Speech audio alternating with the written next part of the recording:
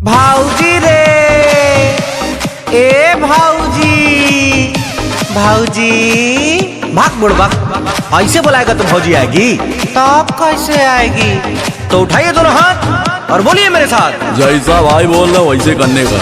गाँव की भौजी जिंदाबाद जिंदाबाद जिंदाबाद, मोटकी भौजी जिंदाबाद जिंदाबाद जिंदाबाद, गुड़ की भौजी जिंदाबाद जिंदाबाद जिंदाबाद, गाँव की भौजी गाँव की भौजी गाँव की भौजी गाँव की भौजी गाँव की भौजी जिंदाबाद।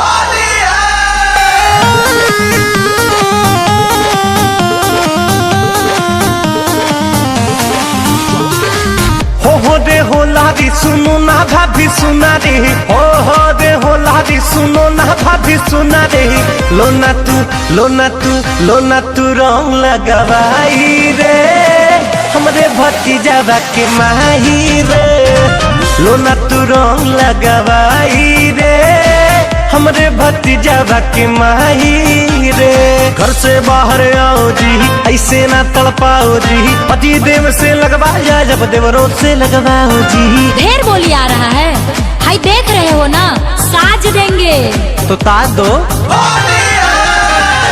आओ भाभी होली खेलो ना, आओ भाभी होली खेलो ना, हाय हाय दैया काहे दिखाती हो बेलाना, हाय हाय हाय दैया काहे दिखाती हो बेलाना।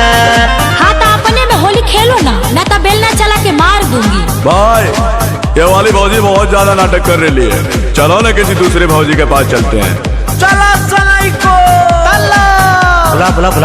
बुलाओ भाऊजी रे ए भाऊजी भाऊजी अल्ले आएंगे कि बात आएंगी?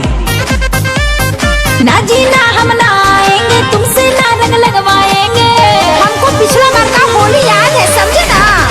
ना जी ना हम ना आएंगे, तुमसे ना रंग लगवाएंगे। जरा सुनिए क्या? अभी जी सुनिए, बोलिए ना। बाहरी ना आओगी जभी तारा साओगी, राम कसम तुम बड़ा पछताओगी, जदी ना खोलोगी के बारी जी, अरे जदी ना खोलोगी के बारी जी, तेरे अंगने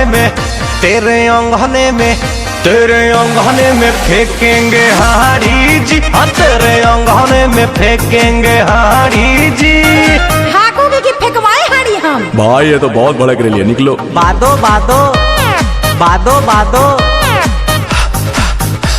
हका दिया यार। क्या हुआ? सबने है इग्नोर किया, होली के दिन भी बोर किया, डलवाया ना रंग किसी ने, खाली फोकट का शोर किया। अब चलो नौकी भौजी के पास। ये तो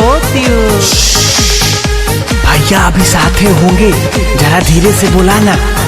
भाऊजी रे ए भाऊजी मैं आई हूँ नई नवेली, रंग दोगे तुम लहंगा चोली। भाई भाभी बोली। और मैं आई हूँ नई नवेली, रंग दोगे तुम लहंगा चोली, इसीलिए मैं बोल रही हूँ क्या? I am not interested in Holi बोली। चार दुबारी घूमी आए हो भाऊजी, कोई नहीं लगवाया, अच्छा कैसे मनेगा होली का परब जे, सबने है दुराया। ओके देवर जी आती हूँ, मैं सबसे रंग लगवाती हूँ। इन बात हुआ नौकी भौजी जिंदाबाद जिंदाबाद जिंदाबाद, सालों साल